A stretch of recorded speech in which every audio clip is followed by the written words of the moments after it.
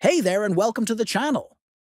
If you're looking to improve your Discord account security, you're in the right place. Today, I'll show you step by step how to set up a security key in the Discord app on your Android mobile. Stay with me to the end and secure your account properly.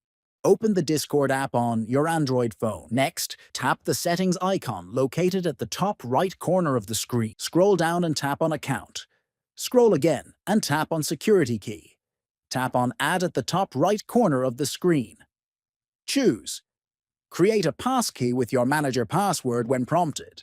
Tap on Let's Go to begin the setup. Enter your Discord account password and tap Submit. Tap a Continue to proceed with passkey creation. Enter a name for your security key, then tap Finish. At the end, you'll see a list of backup codes. Save these codes securely. They will help you regain access if you lose your security key. That's it. Your Discord account is now protected with a security key. Don't forget to save your backup codes. For more helpful guides, like and subscribe, and see you in the next video.